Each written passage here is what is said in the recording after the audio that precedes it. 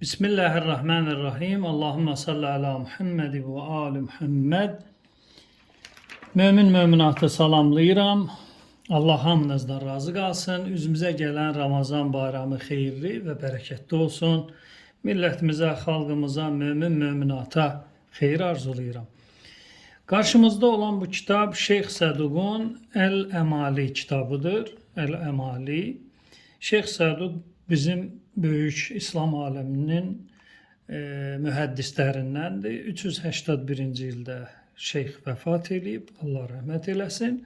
Bu kitabda deməli səhifə 357-də 10-cu hədis. 10-cu hədis. Bu hədisi müzakirə eləyəcəm. Mənə sual verilib. O suala isticabə olaraq. Deməli, bu hədisin mətnində böyük əqidə və dini problemlər var. Biz onları qəbul eləyə bilmərik və qəbul da deyil, batildir. Ələl-xüsus Fatimə Zəhra Səlamullah əleyhanın şənini alçaldır.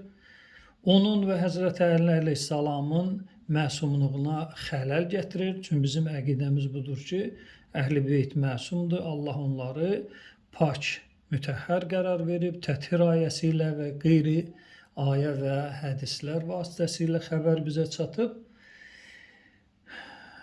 Bu hədisin mətni batildir, qısa bir cümlədə və bu hədisin mətninə etiqad bağlamaq olmaz. Hədisin iki səmtdə müzakirəsi gedəcək. Birinci hədisin sənədi ilə tanış olacaq, ikinci də hədisin mətni ilə. Deməli, hədisin sənədini oxuyuram və ravilərin haqqında məlumat verirəm. 10-cu hədis, səhifə 357. Şeyx Səduq buyurur, Həddəsənə Əhməd ibn Ziyad ibn Cəfər el-Həmədani. Bu hədisi mənə nəql edib Əhməd ibn Ziyad ibn Cəfər el-Həmədani. Bu şəxs kimdir? Tərcümə halı, bu şəxs Əhl-i Beyt ravilərindəndir, Şiyə ricalındandır və vəsaqəti də sabitdir. Yəni düz danışan, ədalətli və mötəbər ravilərdən biridir. Gəlirik ikinci raviyə. Ömər ibn Səhl ibn İsmail Dinuri və yaxud Deynəvari. İki cür oxunması var. Ömər ibn Səhl bizim rical kitablarında məchuldur. Yəni tərcümə halı yoxdur.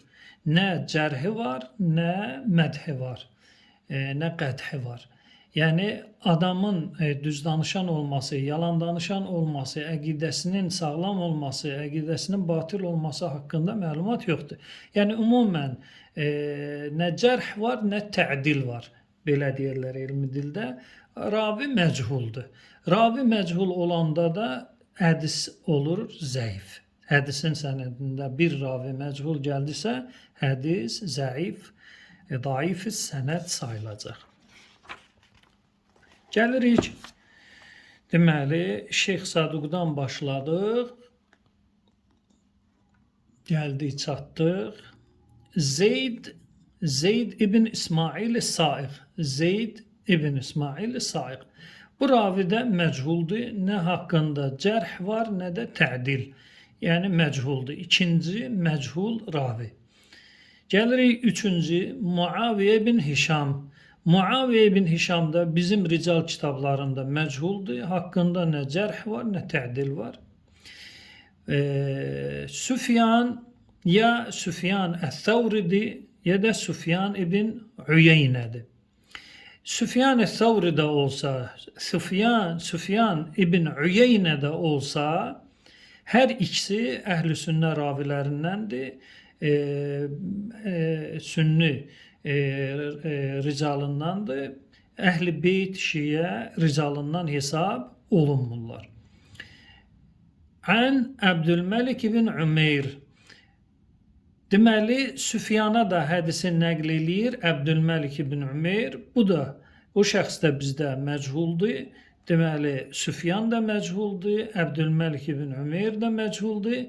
Yəni rical kitablarımızda haqqında nə cərh var, nə də tədil. Amma Əhl-i Sünnə ravilərindən də həmin bu şəxs Buxari, Müslim, Tirmizi, Sünən ibn Macə, ibn Davud, Nəsai və sair ilə axır Sihah-ı Sittə və qeyrisində bu ravi gəlib. Və amma bizdə isə məchul ravidir. Xalid ibn Rib'i o da məchul ravilərdəndir. İndi mənim bir araşdırmam oldu. Deməli, Muaviyə bin Hişam, Süfyan, istər Thawri olsun, istər Üyeynə olsun, Əbdülməlik ibn Ümeyr və Xalid ibn Rib'i Əl-Əsədi Əl-Kufi bu sənəd Muaviyə, Süfyan, Əbdülməlik və Xalid Əhl-i Sünnə kitablarında gəlmişdi və Əhl-i Sünnə rical elmi ilə bu ravilər tövsiq olunub və onlarda məlumdur. Yəni sənəd sünni sənədidir.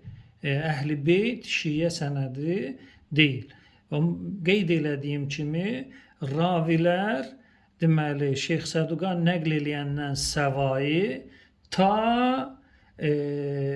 sonuncu raviyə qədər Xalid ibn Rəbiyə qədər hamısı məchuldur. Deməli Ömər ibn Səhl ibn İsmail məchuldur, Zeyd ibn İsmail Saiq məchuldur, Əbdülməlik ibn Ümeyr məchuldur, Muaviyə ibn Hişam məchuldur, Süfyan məchuldur, Xalid Rib'i o da məchuldur. Yəni məcahil bu hədis, bu kəlam məchul ravilərdən ibarətdir və hədisin sənədi də bir məchul ravi gəldisə etibarən itirir.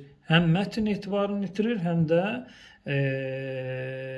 sənəd etibarını itirir. Məgər ki, başqa etibarlı sənədli bir kəlamda öz təsdiqin tapa və bu zəif onun üçün bir dəstək və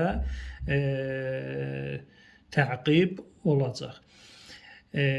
Deməli, rivayətin sənədi Əhl-i Sünnə rivayətçiləridir və bizim rical kitablarında öz təsdiqini tapmıyor. Xülasə bir cümlədə bu hədisin sənədi ki, Fatimə Zəhraya yaraşmayan, şəninə yaraşmayan kəlamlar bu hədisdə gəlmişdi.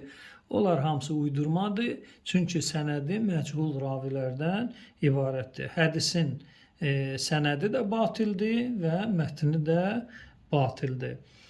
Deməli, bu qədər bu sənəd baxımından kifayətlənək. Vəssalamu aleykum və rəhmətullahi və bərəkatuhu.